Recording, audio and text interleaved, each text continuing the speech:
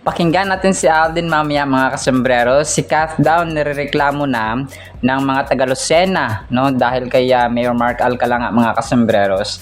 Yan at marami pang items sa vlog na ito. Unahin ko ito, nagkaroon pala ng event pa si Alden last, kasi nakalagay dito kagabi hindi ko alam kung ito po ay pinost ni if I'm not mistaken, isa sa mga admin sa OP-in or something like that mga kasombreros, no? Baka namili ng gamit pa si Alden mga kasombreros para sa kanyang ginagawang mansion nga, no? Ito ay kasama niya dito sina Sir Pat Caona, of course, sina hindi ko alam kung dito si April, tapos si nakalimutan si Shaki ba yung pangalan itong isa mga kasombreros, no? OP-in or OPN mga kasombreros, OOP-in, no? Baka tiles ito mga kasombreros or isang a factory or nagbebenta ng tiles mga kasombreros. So about design din siya no mga kasombreros. Tapos dito si Alden naka light pink ang suot ni Soiti dito. Tapos namimili sila siguro dito ng gamit para sa mansion ni Alden nga mga kasombreros.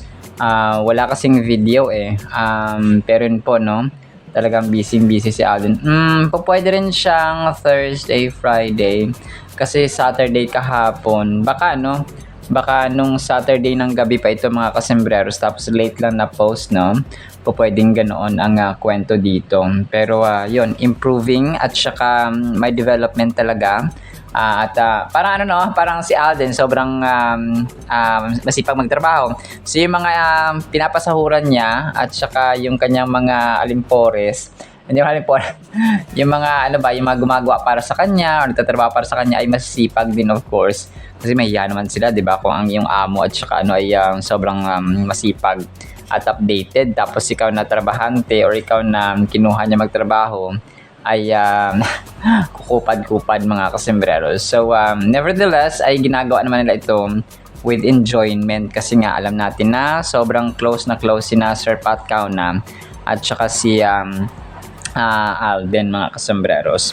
Tapos ito, pasabog mamaya sa Stars on the Floor. Ako po ay nag-voice over ng past 1 p.m. April 12, 2026.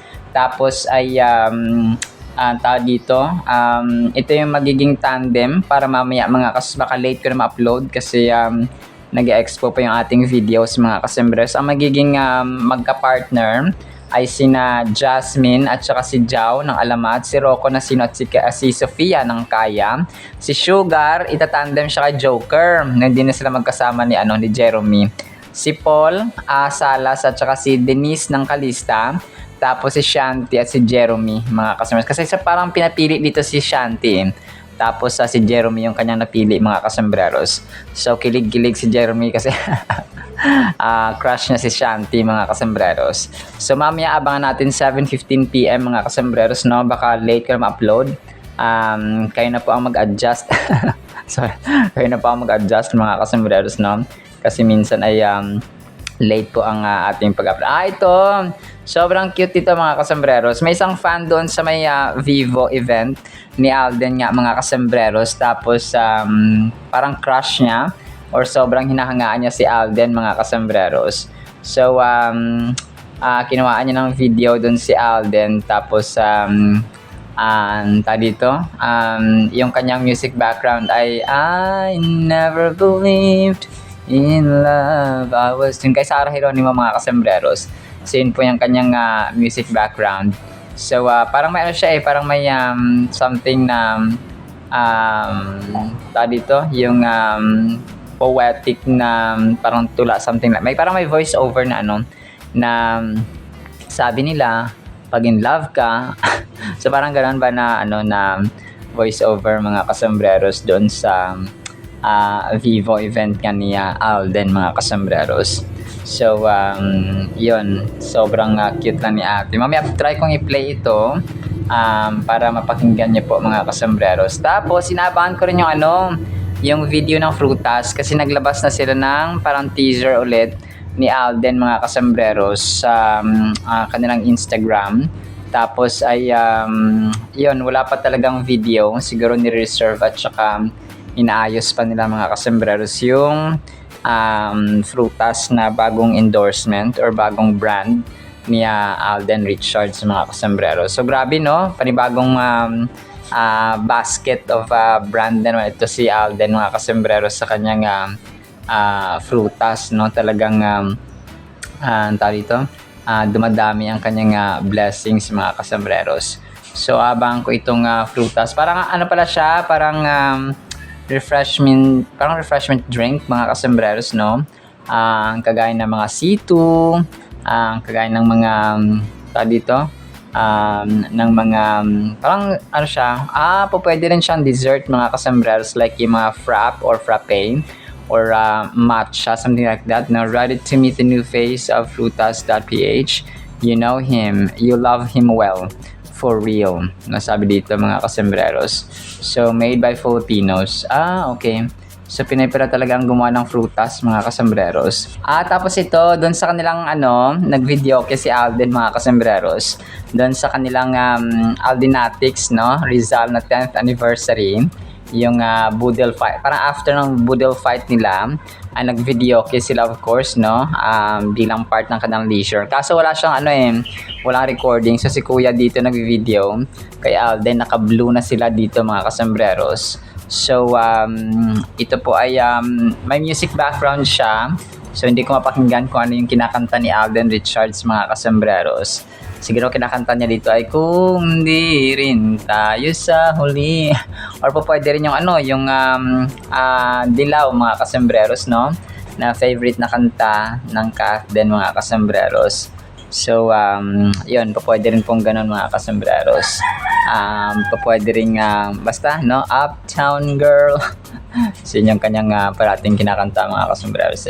Pero wala kasing wala kasing, may audio kasi siya. So, hindi ko marinig, mga kasambreros, kung ano yung kinakanta ni Alden Richards. So, pero po, no, enjoy lang siya, Soiti at ang Aldenatics sa Rizal chapter, mga kasambreros. Ito, nakakatuwa tong post ni Donna Melandicho. Catherine Bernardo, Alden Richards, the phenomenal box office king and queen. So, si Donna Melandicho ay Team Cathdinatics, solid din ito siya, no? Mga kasambreros. So, picture, ang daming likes, so 238 reactions, mga kasambreros. Picture ni Kath sa Thailand, tapos si Alden ay nagbibisikleta kasama ang kanyang kolnago, mga kasambreros, of course. So parang nilang random pictures ng Kath din, mga kasambreros. Nakakatuwa to si Mama Donna Melandicho, mga kasambreros, kasi unbothered at unperturbed, mga kasambreros, itong si Ma'am Donna May Landicho, no, na isang solid na Kath din admin, mga kasambreros. Tapos may isa pa pala dun sa may sa may Vivo ni Alden. Sobrang tili nung nung nakita ni ate si Alden. Tapos yung caption dito ay kaya pa ba ate? Kasi nung pagpasok ni Alden doon sa stage or sa venue, mga kasambreros, ay na starstruck si ate na nag-video, no, na pinost niya sa kanyang TikTok account. Kung kaya grabe yung tili niya, mga kasambreros, na makita niya si phenomenal box office cinema king, mga kasambreros. So talaga nakaka-starstruck nga talaga. Kasi ang aura pa lang, no, kasi parang Alden Richards pa lang talagang kikiligin ka na. So how much more kung makita mo siya sa kanyang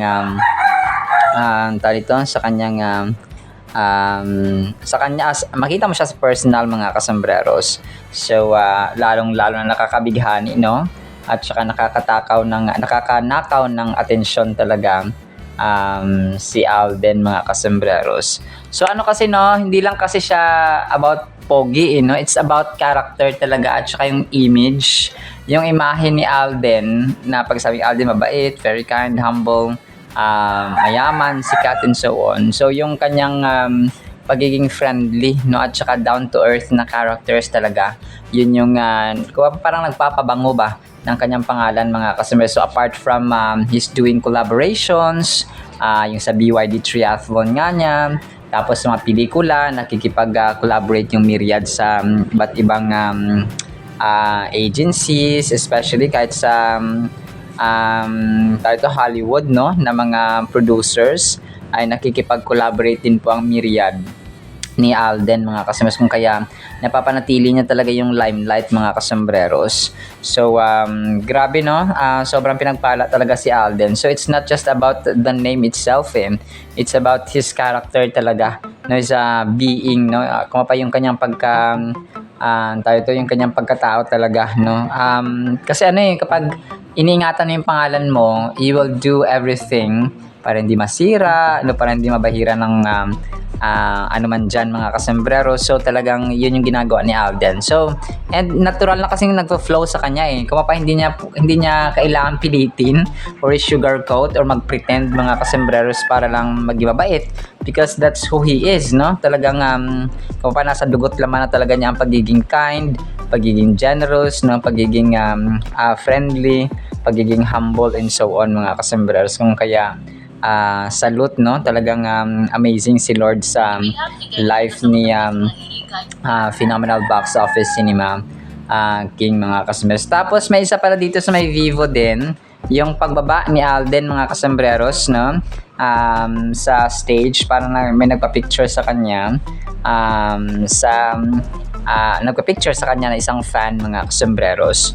So yun, talagang pinagbibigyan ni Alden yung mga nagpa-picture sa kanya, no. Talagang iniisip niya na hiram lang ang lahat.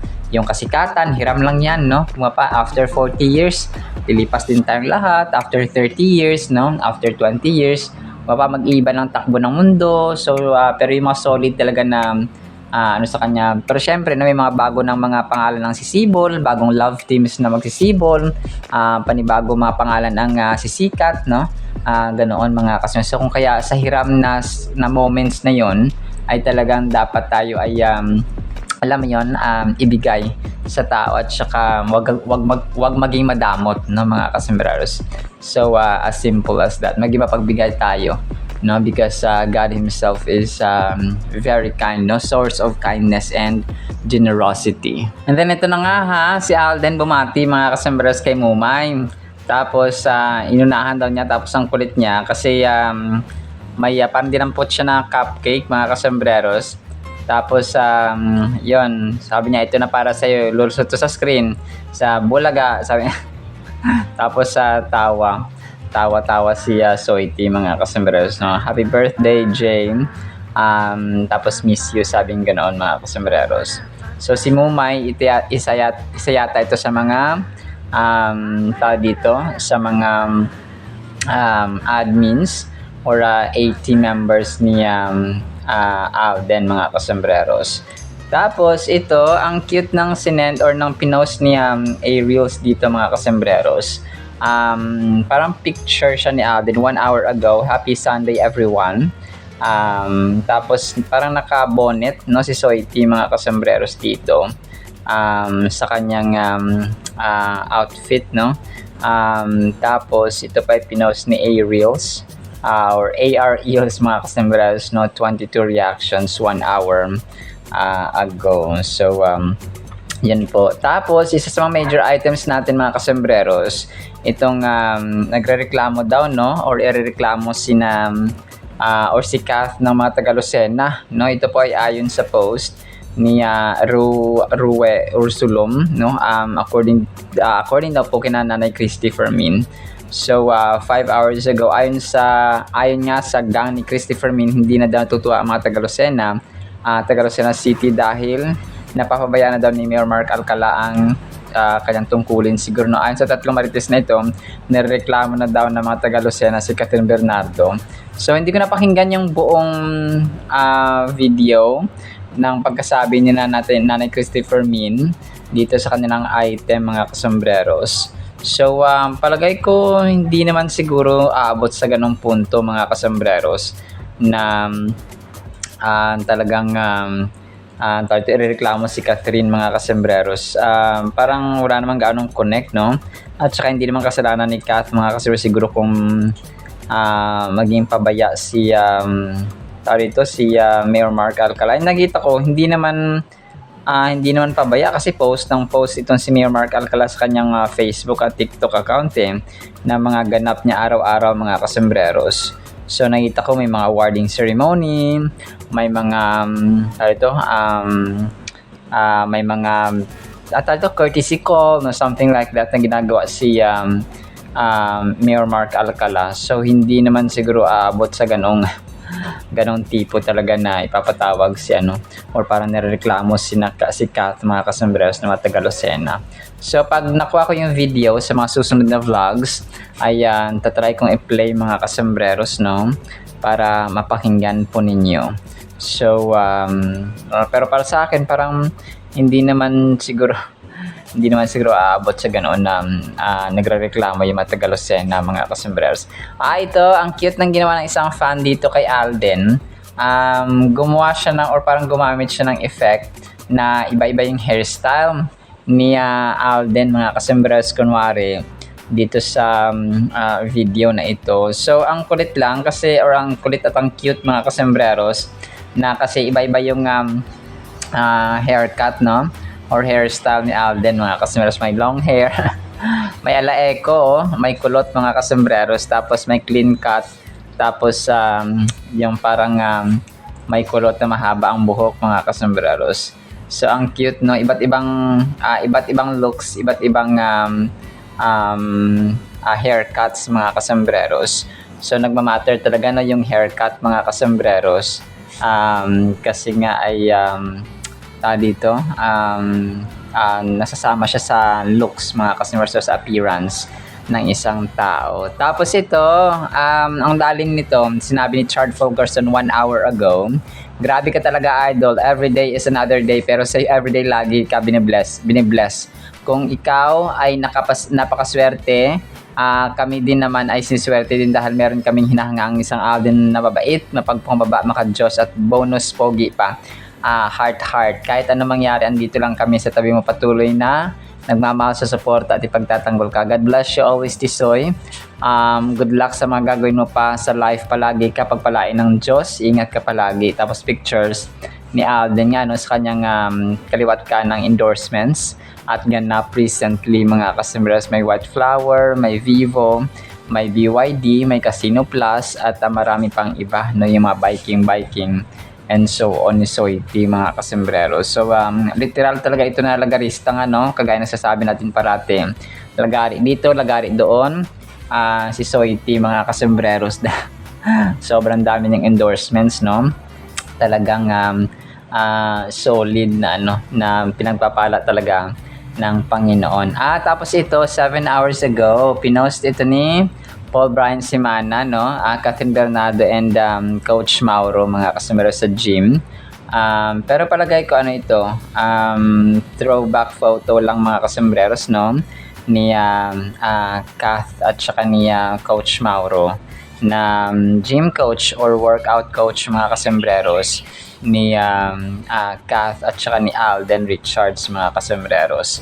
So parang hindi na gaano nakakasama si Coach Mauro kay Alden pero alam ko pagka mga ganito kasi biking na kasi yung ni Alden so biking, si Al Gonzalez na yung trainer niya.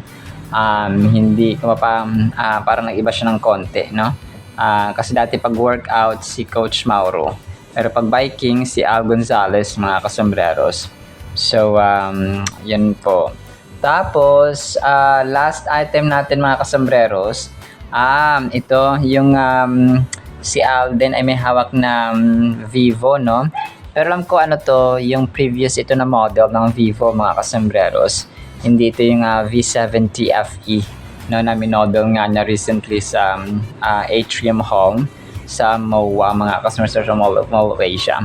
Nevertheless ay ganun pa rin no, part pa rin siya ng endorsement ni Alden mga kasembreros. Alright, so yan lang actually sa ating Kathden items ha. Ipi-play ko po itong mga videos na inyo pong papakinggan. And then ang salita ng Panginoon of course na napakahalaga po sa ating buhay. Isang pinagpalang araw po sa bawat isa.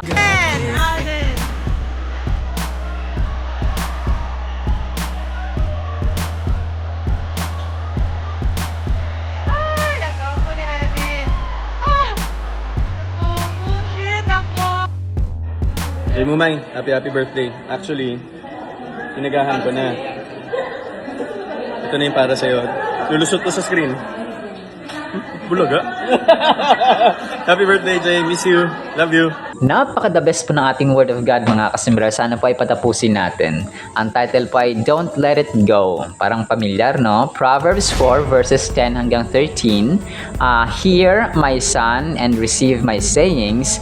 Si Haring Solomon na nagsasalita. And the years of your life will be many. Grabe, no?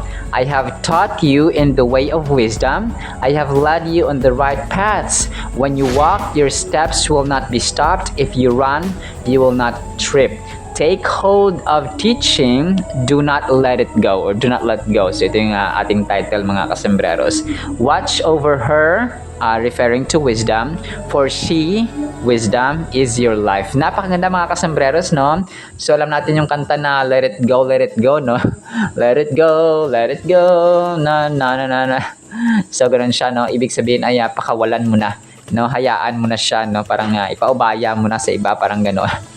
Parang heartbroken mga kasembreros, no, na kanta or meaning. So dito, let it go, no? Don't let it go mga kasembreros. Huwag nating pakawalan. Kaya huwag nating bitawan mga kasembreros. Huwag nating palayain. O huwag nating ialis sa ating buhay. So ganoon po siya. May mga bagay sa ating buhay na kailangan nating pakawalan. Let's say mga inggit, na pakawalan natin yan.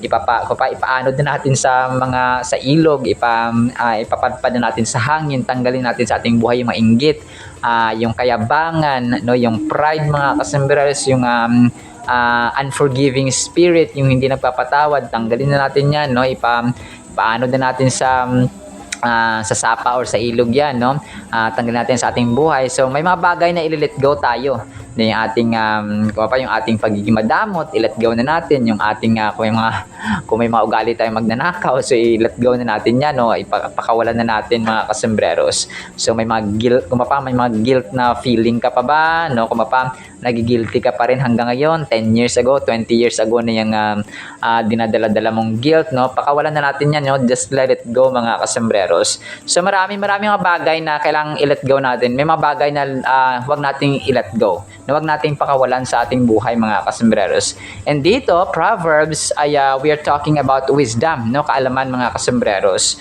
So si Haring Solomon, pinakamatalinong hari ever lived or ever recorded mga kasembreros, na anak ni Haring David, no, si Haring Solomon, ay nagpaalala sa atin. Okay? Sabi nito, hear my son, makinig ka, no.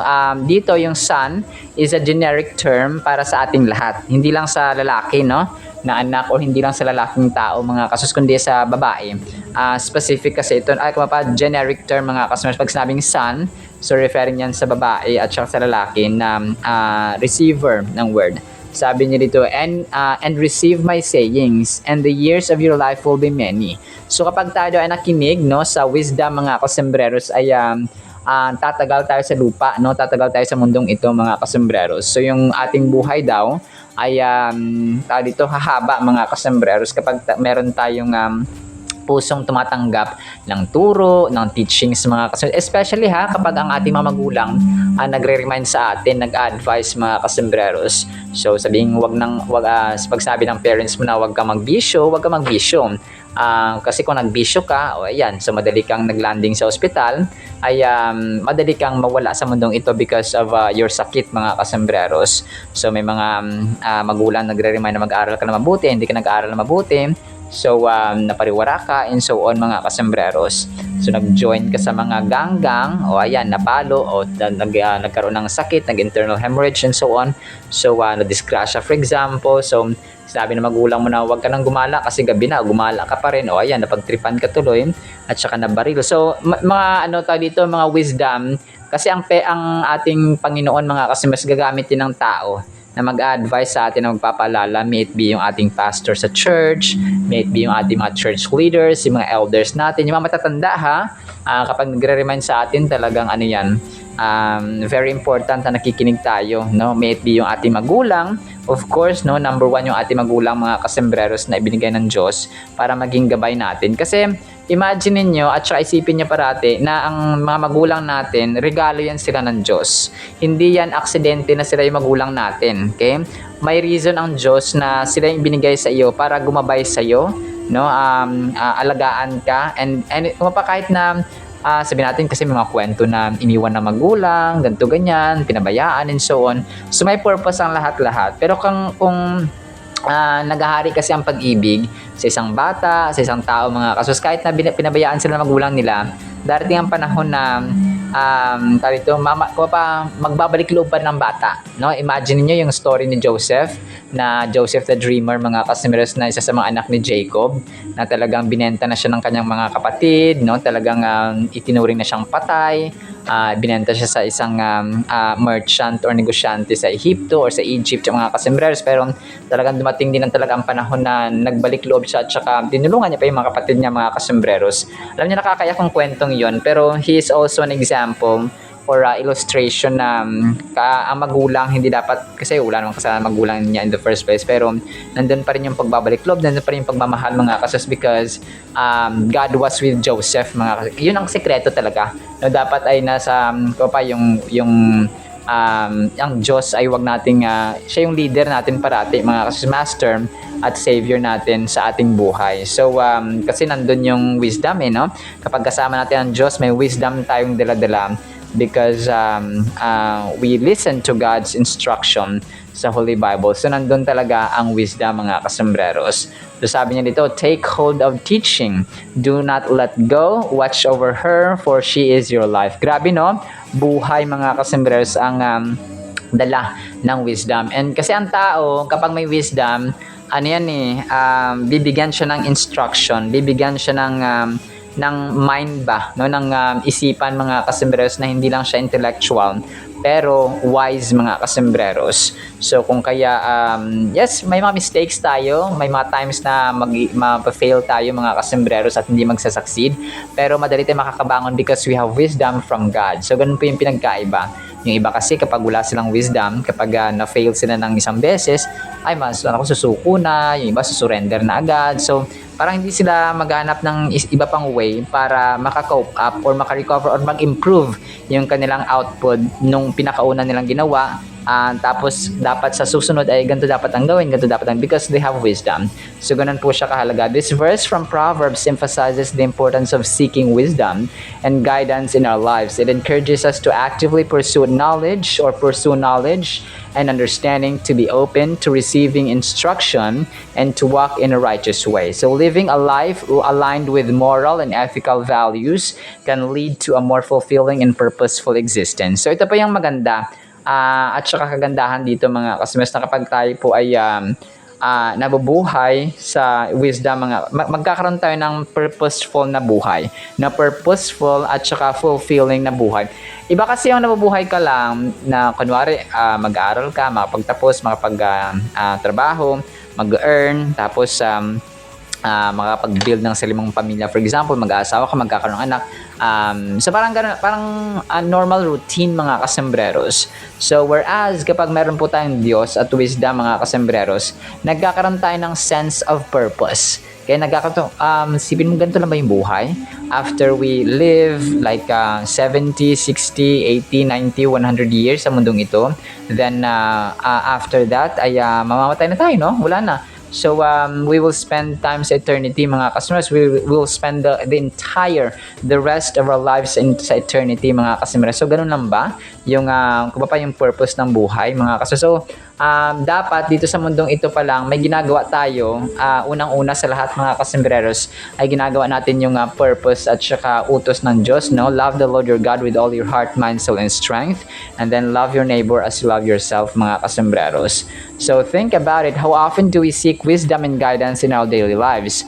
How willing are we to learn from others and embrace new lessons? This verse challenges us to reflect on our willingness to be open to instruction and to actively pursue righteousness. So, kailangan maging open tayo, mga kasembreros, sa instruction.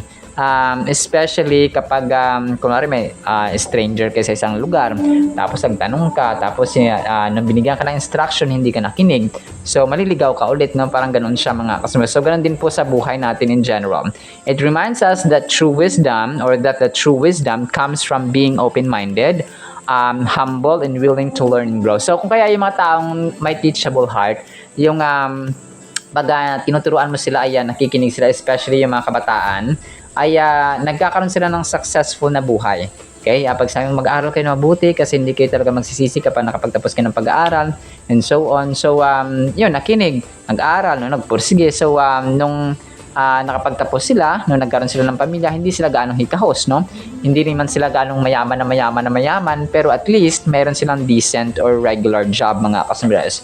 Kasi dito talaga sa probinsya, nakita ko talaga dito yung kakulangan sa pagpupursue ng education ng karamihang kabataan, no? Especially kapag college na, talagang hindi na gaanong pinupursue ng mga magulang kasi nga hirap, no? Tapos hindi libre ang education. May mga ilan naman na talaga nagpupursue ng kanilang educational or tertiary education, mga kasambres, sa kolehiyo. Pero mostly talaga ng mga bata ganoon, no? Talaga maaga nag-aasawa, nag-jowa, and so on, mga kasambres. So, which is wala silang regular na trabaho. So, naawa ka, yes. Nag-advise kasi sa kanila, nakikinig naman, pero yung ano kasi doon is talagang pag walang family support system, kapag walang support na nakukuha sa magulang, sa kapatid, and so on, talaga may hirapan din yung bata. So yun siya. No, lastly, seeking and following wisdom daily involves humility. So paging humble, yung pakikinig, yung pagsunod sa mga instructions, mga kasembreros, ay nagpapakita po yun ng humility, no, ng kababaang loob, mga kas. Because if you're humble, you will listen. If you're humble, you will follow. You will obey, mga kasembreros, especially sa mga advice ng ating magulang or ng mga nakakatanda sa atin. We must acknowledge that we do not have all the answers and be willing to learn from others. So parati nating isipin na wala sa atin ang lahat ng sagot, okay? Maaring may alam tayo na hindi nila alam, may maaring alam nila na hindi natin alam. So ganun po siya. So definitely, ako rin, no, kahit minsan talaga nakikinig ako ng mga preachings ng mga kahit baguhan sa TikTok, no, nakikinig ako, mga kasembreros. Nagulat ako na may mga stories, may mga wisdom sila na alam mo yon, nakakamangha, no? God can use young people, can use younger generation, mga kasembreros, to spread the gospel, no, spread the good news in an amazing way, mga kasembreros. So doon lang nakita mo talaga na grabe pala, no, ang Diyos po ay pwedeng gumamit ng mga kabataan in order to make and amaze other people, mga kasembreros. Alright? So kung kaya, don't let it go. Huwag nating pakawalan ng wisdom talaga sa ating buhay kasi magagamit natin yan araw-araw. Alright? So yun lamang po sa ating Word of God, ha? Nawa po ipagpalain po tayo ng pag-ibig, pananampalataya, pag-asa at wisdom, no? Humble heart para mag-receive ng instruction, ng advice at reminder sa ating buhay. In the mighty, holy, sweet, magnificent name of the Lord Jesus Christ, we pray with the communion of the Holy Spirit of the living God. And everyone said amen and amen. See you sa next segment, mga kasambres, and paalam po. I love you all.